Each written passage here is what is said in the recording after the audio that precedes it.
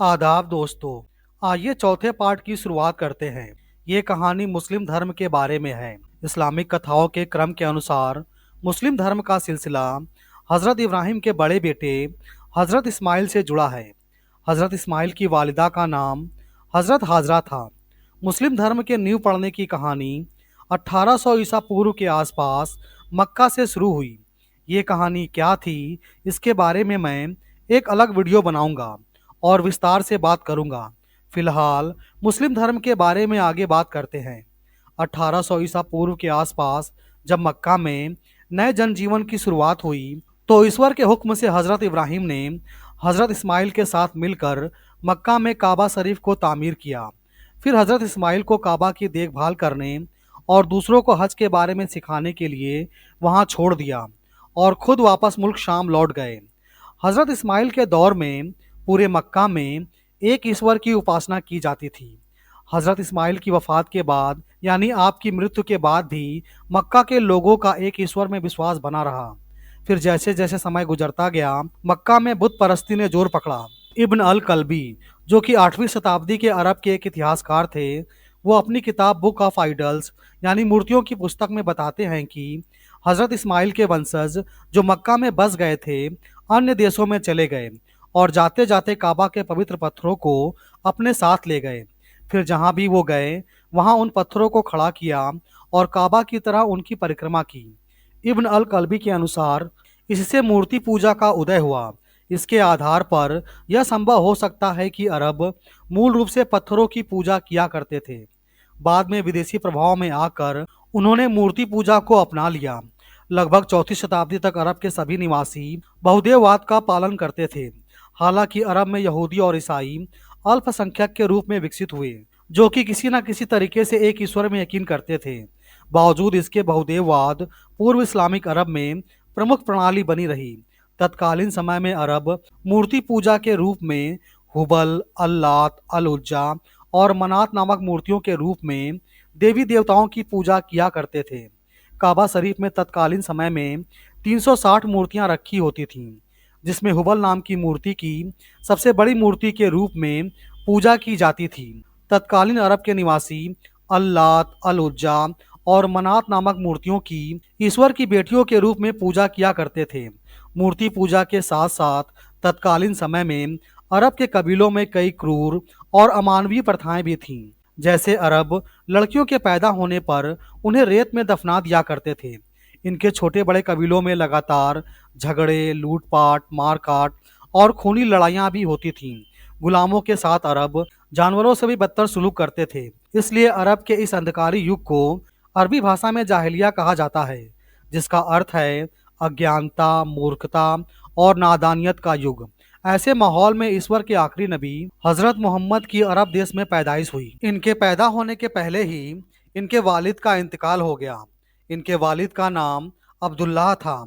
जब आप 6 साल के हुए तो आपकी वालिदा का भी इंतकाल हो गया। आपकी वालिदा का नाम बीबी आमना था। फिर आपकी परवरिश का जिम्मा आपके दादा अब्दुल मुतल्लिब ने उठाया। दादा आपको बहुत प्यार करते थे। काबे की छांव में आपके दादा के लिए फर्श बिछाया जाता, उस पर वही अकेले बैठते थे। प्यारे नबी छोटे थे, आकर उस पर बैठ जाते। लोग चाहते कि उन्हें उठाकर अलग बैठा दें, पर दादा लोगों को ऐसा करने से रोक देते और कहते, बैठने दो। फिर प्यारे नबी के सर और पीठ पर प्यार से अपने हाथ फेरते और पास ही बिठा लेते। जब हजरत मोहम्मद 8 साल के थे, आपके दादा का भी इंतकाल हो गया। यह सन 578 ईस्वी की बात है। मरते वक्त दादा ने आपको चचा अबू तालिब को सौंपा। अबू तालिब आपके सगे चचा थे और बहुत तंग हाल थे। इनके अपने भी बहुत से बच्चे थे, फिर भी चचा आपको बहुत प्यार करते थे। बचपन से ही हजरत मोहम्मद सच बोलते, लोगों से बड़े अदब से बात करते। जैसे जैसे आप बड़े हुए, आपकी अच्छी आदतों की चर्चा मक्का में होना शुरू हो गई। आपकी सच्चाई और ईमानदारी को देखकर लोग अपनी अमानत आपके पास रख जाते। आप उनकी अमानतों को ज्यों का त्यों लौटाते। आपने कभी शराब ना पी, बुतों की पूजा ना की, मेलों ठेलों और त्योहारों में ना गए, बुरी बातों के पास कभी ना फटके, बकरियां चराईं, तिजारत यानी व्यापार किया, अपनी रोजी मेहनत और मशक्कत से कमाई और हमेशा खुदा का शुक्र अदा किया। तत्कालीन समय में बीबी खदीजा नाम की एक बड़ी अमीर औरत थीं, लोग उनकी बड़ी इज्जत किया करते थे। अपने रुपए से लोगों को तिजारती सफ़र पर भेजती थीं। मुनाफे में उनको भी हिस्सेदार बनाती थीं। हज़रत मोहम्मद की सच्चाई की मक्का में बड़ी चर्चा थी। लोग आपको अमीन कहकर पुकारते थे। आपकी सच्चाई और ईमानदारी के बारे में सुना तो बीबी खदीजा ने ख्वाहिश की कि आप उनका तिजारती माल लेकर सफ़र करें। ये बात सन 595 ईस्वी की है। तब हज़रत मोहम्मद की उम्र 25 साल की थी। आप बीबी खदीजा के गुलाम मैसरा के साथ उनका तिजारती माल लेकर मुल्क शाम के सफ़र पर रवाना हुए।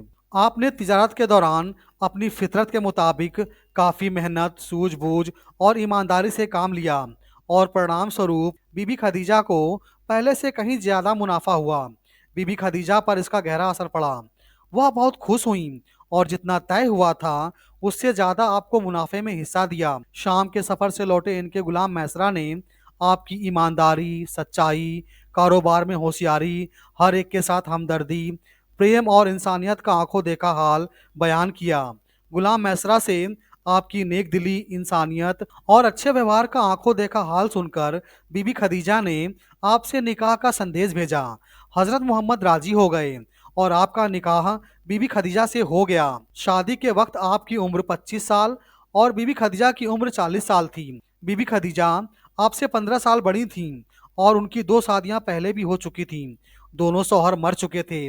शादी के बाद हज़रत खदीजा ने ताउम्र पूरी ईमानदारी और लगन के साथ आपका साथ निभाया और खुद को अपनी पूरी धन दौलत के साथ इस्लाम धर्म के प्रसार में हज़रत मोहम्मद के साथ समर्पित कर दिया। उन्होंने इस रास्ते में आपके साथ तमाम तकलीफ़ों का सामना किया और कभी उफ तक नहीं किया। शादी के बाद आप घर से सत्तू और पानी लेते और मक्का के नज़दीक हीरा नाम की एक पहाड़ी की गुफा में चले जाते और कई कई दिनों तक वहाँ रहते, अल्लाह की इबादत करते, फिर घर आते, सत्तू पानी लेते और लौट जाते।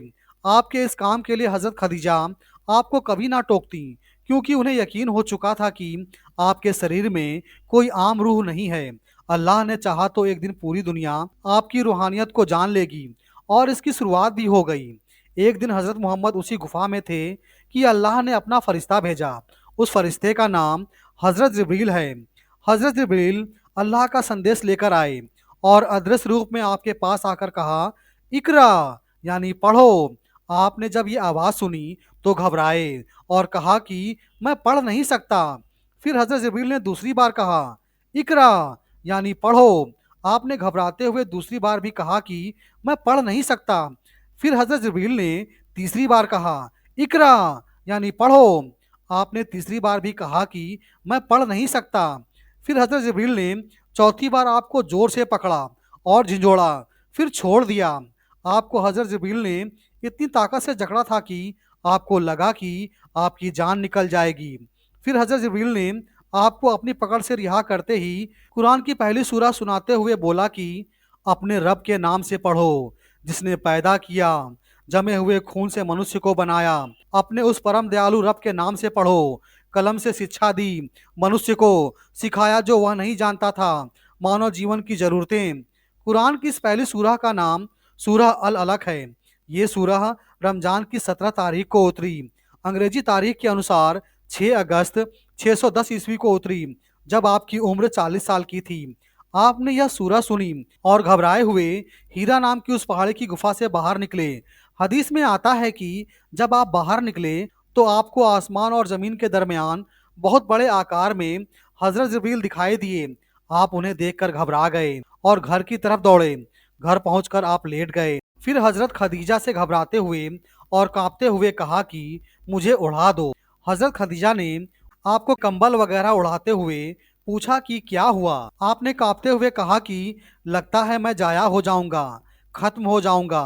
हज़रत खदीजा ने आपको तसल्ली देते हुए कहा कि अल्लाह आपको जाया नहीं करेगा। आप रिश्तेदारियों को कायम रखते हैं, आप लोगों को कमाकर खिलाते हैं, आप लोगों को कपड़ा पहनाते हैं, आप लोगों के साथ हुस्न सलूक करते हैं।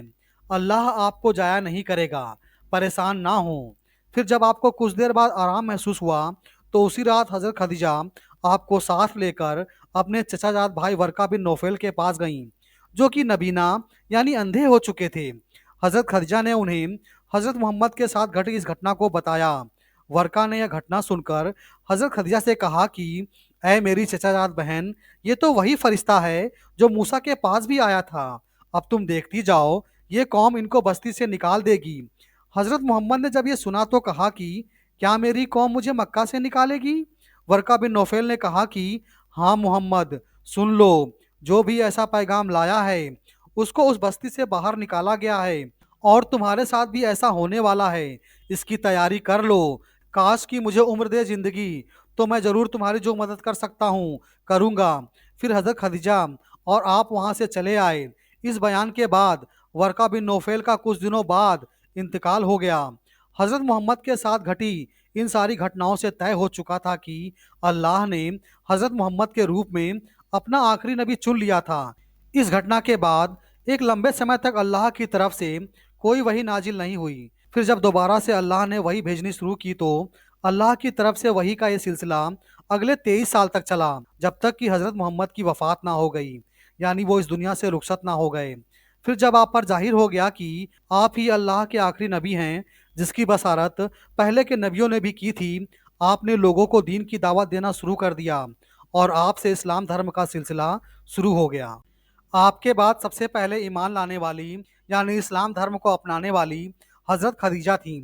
बच्चों में सबसे पहले ईमान लाने वाले हजरत अली हुए, और गुलामों में सबसे पहले ईमान लाने वाले हजरत जैद हुए। यानी ये तीनों लोग सबसे पहले ईमान लाकर मुसलमान हुए। पर इस्लाम धर्म का विस्तार इतना आसान नहीं था जैसा कि आप लोग सोच रहे हैं। मक्का बुत पूजने वालों का गढ़ था। काबा मूर्तियों और उसके पुजारियों की रक्षा करने वालों का केंद्र था। तमाम तरह की बुराइयों और हिंसकता ने मक्का में घर कर लिया था। ऐसे माहौल में पहले तो आपने खास खास लोगों तक अल्लाह का पैगाम पहुंचाया। जिनको देखा नेकी और भलाई की खोज में हैं, उनको मंजिल का निशान बतलाया। इन कोशिशों से थोड़े लोग मुसलमान हुए। फिर एक दिन आप सफ़ा पहाड़ी पर चढ़ गए। वहां से लोगों को पुकार कर कहा कि ऐ गालिब की संतान। लोग आपकी आवाज़ सुनकर दौड़ पड़े और पूछा कि क्या है।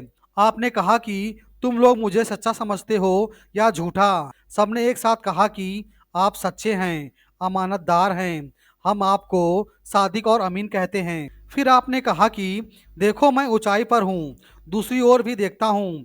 तुम पहाड़ की तली में हो, तुमको दूसरी ओर की खबर नहीं। अगर मैं कहूँ कि एक फौज सफा पहाड़ के पीछे तुम्हारी ताक में है, तो तुम यकीन करोगे? सबने एक साथ कहा कि हाँ, क्यों नहीं, जरूर जरूर, तुम सच्चे हो, तुम कभी झूठ नहीं बोले। फिर आपने कहा कि तो फिर मैं ही तुमको बताता हूँ कि आने वाले भारी अजाब से डरो। मरने के बाद पूछताछ होगी। मैं तुम्हें दुनिया में कोई फायदा नहीं पहुंचा सकता, मरने के बाद कोई हिस्सा नहीं दिला सकता। मरने के बाद और इस जिंदगी में छुटकारे की एक राह है। कहो अल्लाह एक है, उसका कोई साझी नहीं। मोहम्मद सल्लल्लाहु अलैहि वसल्लम उसके बंदे और रसूल हैं। यह पुकार थी या किसी बिजली का कड़कना? अरब की सारी जमीन हिल गई। अबू लहब, जो आपका चचा था, गुस्से से जल भुन गया और बोला, सत्यानाश जाए तेरा, क्या इसलिए तूने हमें जमा किया था?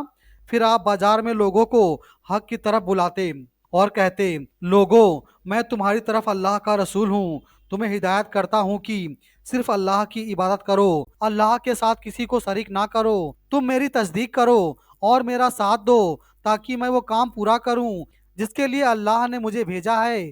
अबू लहब आपके पीछे पीछे चलता और लोगों से कहता कि इसकी बात ना सुनो, ये तुम्हें लात और उज्जा से फेर कर उस नए रास्ते और गुमराही की तरफ ले जाना चाहता है जिसे लेकर ये आया है। इसकी बात हरगिज ना मानो और इसकी पैरवी ना करो। इस तरह के जुमलों के साथ अबू लहब आप पर पथराव करता, इतना पथराव कि आपकी एड़ियां खून से तर हो जाती। अबू लहब की बीबी उम्मे जमील, यानी आपकी चाची, आप पर जुल्म करने में अपने शौहर से भी आगे थी।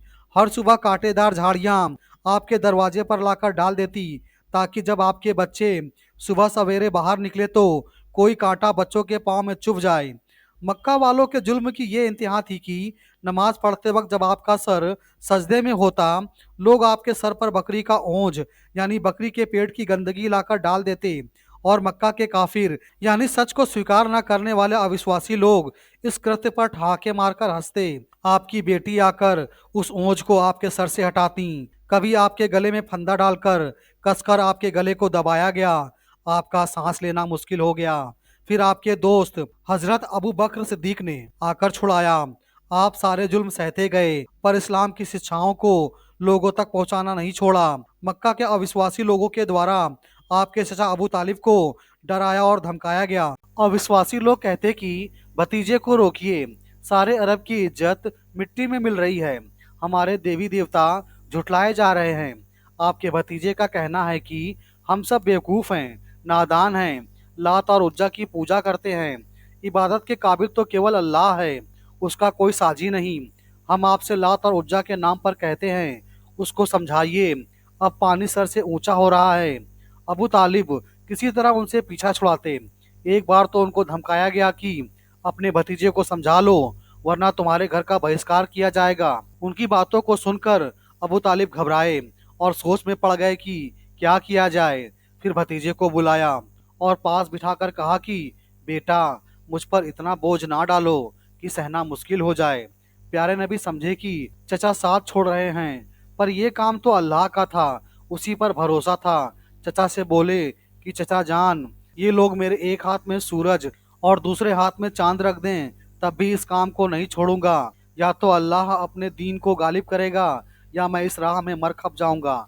यह कह रहे थे और आपकी आंखों से आंसू बह रहे थे। फिर हजरत मोहम्मद उठे और बाहर जाने लगे। चचा ने आपको रोका, वापस बुलाया और कहा कि भतीजे जाओ, अपना काम जारी रखो, अबू तालिब तुम्हें इन जालिमों के चंगुल में नहीं देगा। इसके परिणाम स्वरूप चचा अबू तालिब के पूरे परिवार और आपके साथ जुड़े लोगों का 3 साल तक लगातार बहिष्कार किया गया। मक्का के अविश्वासी लोगों ने अबू तालिब और इनसे जुड़े लोगों से लेन देन, बोलना चालना सब बंद कर दिया। इनके घर के हाल काफी बदहाल हो गए। फिर मक्का के और लोगों ने बीच में आकर इस बहिष्कार को रोका और कहा कि तुम सिर्फ इसलिए इनका बहिष्कार कर रहे हो कि मोहम्मद केवल एक खुदा को मानता है। वो तो केवल अपनी बात कहता है, हर किसी को अपनी बात कहने का हक है। तो इस तरह लोगों के बीच में आने पर वह बहिष्कार खत्म हुआ। पर उस बहिष्कार ने भी आपके हौसले को डिगने नहीं दिया। अविश्वासी लोगों ने चचा अबू तालिब को लालच भी दिया और उनसे कहा कि देखिए, यह अमारा है, वलीद का बेटा, सुंदर नौजवान, आप इसको अपना बेटा बना लीजिए और अपने भतीजे को हमारे सुपुर्द कीजिए। वह हमारे और आपके धर्म को झुटलाता है। बाप दादा जिस रास्ते पर चल रहे हैं उससे सारे कुरैश को ही नहीं, सारे अरब, सारी दुनिया, सब इंसानों को फेरने की धुन में है। बेटे के बदले बेटा ले लो, झगड़ा खत्म करो। उनकी बातों को सुनकर अबू तालिब का मुंह लाल हो गया। गुस्से में बोले कि अमारा को मैं ले लूं, खिला पिलाकर मोटा करूं, अपना प्यारा बेटा तुम्हें दे दूं ताकि तुम उसको कत्ल करो। अच्छे आए कहीं के, जाओ जो तुमसे बने करो, मैं इन चालों में आने वाला नहीं।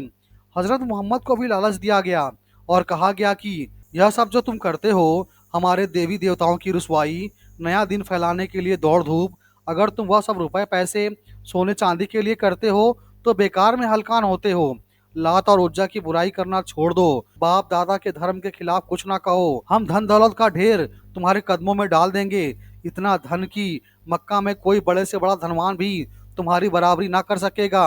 अगर धन नहीं चाहते, सरदार बनने की तमन्ना है तो इसके लिए भी हम राजी हैं। आज से तुम हमारे सरदार नहीं बल्कि राजा हो, लेकिन शर्त वही है कि अपनी तबलीग करना बंद कर दो। लोगों से ना कहो कि अल्लाह एक है, उसका कोई साजी नहीं। यह भी नहीं, किसी चांद जैसी सुंदर औरत से शादी करना चाहते हो तो यह भी मंजूर है, हम यह भी कर देंगे। लेकिन हमारे देवी देवताओं को बुरा ना कहो। पर यह लालच भी अविश्वासियों के कुछ काम ना आया, क्योंकि आप अमानतदार और सच्चे इंसान थे। लोभ लालच तो आपसे कोसों दूर फटकते थे। फिर जिसको अल्लाह की तरफ से नबूवत मिली हो उसके लिए ये सारी चीजें मिट्टी के ढेर से ज्यादा कुछ नहीं थी। आसमान और जमीन के दरमियान जो कुछ भी है वो उसी अल्लाह का है। फिर मक्का के वो अविश्वासी और नादान लोग अल्लाह की मर्जी के बिना दुनिया का एक ढेला भी उसके प्यारे नबी को देने की औकात रखते हैं। जिसने सिर्फ अल्लाह में यकीन किया हो उसके लिए दुनिया वालों द्वारा दिया गया ये लालच किसी मजाक से कम नहीं। फिर वो दिन भी आया जब हजरत मोहम्मद के चचा का इंतकाल हो गया और मक्का में आपका कोई रहनुमा ना बचा, सिवाय कुछ शेर दिल साथियों के जो मुसलमान हो चुके थे। कोई ना रहा, दीन का काम मुश्किल हो गया, आपके कत्ल की साजिशें की जाने लगी। फिर वो दिन भी आया जब वर्का बिन नौफेल की गई भविष्यवाणी सच हुई और प्यारे नबी को मक्का छोड़कर मदीना की तरफ जाना पड़ा। मदीना में पहले से ही इस्लाम की शिक्षाओं से प्रभावित होकर कई लोग मुसलमान हो चुके थे और बड़ी ही बेसब्री के साथ अपने प्यारे नबी हजरत मोहम्मद का इंतजार कर रहे थे। मदीना से इस्लाम का विस्तार होना शुरू हो गया। आप मक्का छोड़कर मदीना आ चुके थे, पर इससे भी मक्का के अविश्वासियों का मन नहीं भरा। उनको डर था कि कहीं मोहम्मद का दीन इतना ज्यादा ना फैल जाए कि वो अपनी बड़ी सी सेना लेकर मक्का पर कब्जा कर ले। अभी मोहम्मद कमजोर है और उसके पास सेना के नाम पर लड़ाके भी कम हैं, इसलिए अभी ही मोहम्मद को कुचल दिया जाए ताकि उसका दीन हमारे देवी देवता लात, उज्जा, मनात और हुबल पर गालिब ना हो जाए। फिर उन्होंने बद्र, उहूद, खंदक, खैबर और मूता की लड़ाइयों के जरिए मुसलमानों को कुचलने की कोशिश की, पर हर बार मुसलमानों की संख्या कम होने के बावजूद मक्का वासियों को मुंह की खानी पड़ती। मक्का वासियों की इस लड़ाई में अरब के अल्पसंख्यक यहूदी और ईसाई भी मक्का वासियों का बढ़ चढ़कर साथ देते, पर उनका ये साथ भी मक्का वासियों के किसी काम ना आता। फिर वो दिन भी आया जब धीरे धीरे इस्लाम के नुमाइंदों की संख्या बढ़ने लगी। लोग अपने तन मन धन से इस्लाम से जुड़ने लगे और वो दिन भी आया जब आपने करीब 10,000 सिपाहियों के साथ मक्का की तरफ कूच किया। ऐसे सिपाही जिन्हें किसी लालच से नहीं बुलाया गया था और ना ही उन्हें किसी राजपाट की ख्वाहिश थी।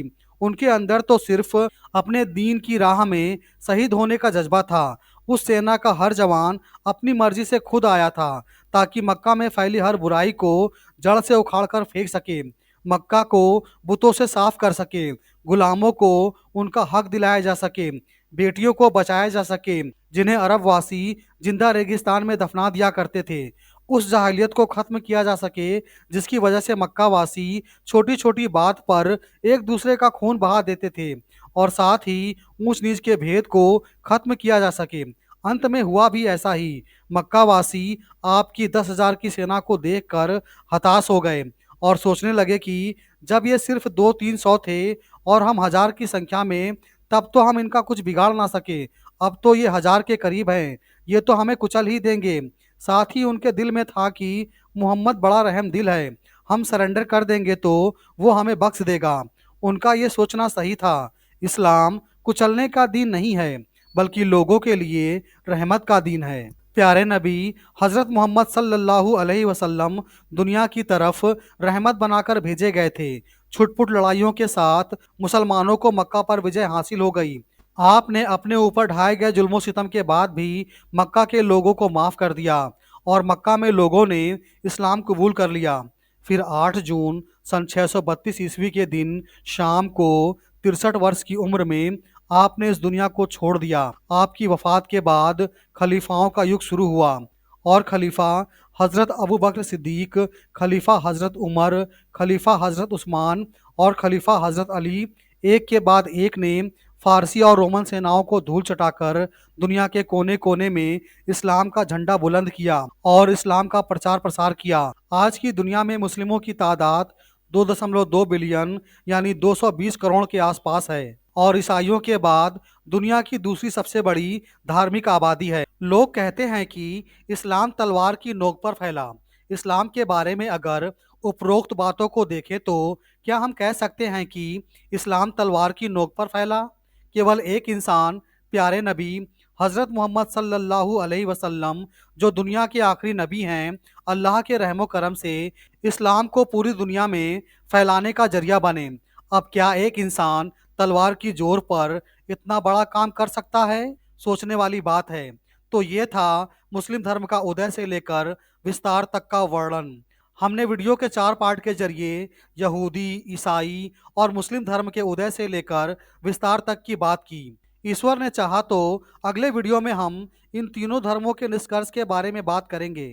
दोस्तों, वीडियो पसंद आई हो तो चैनल को लाइक और सब्सक्राइब करें और साथ ही वीडियो को दोस्तों में शेयर भी करें।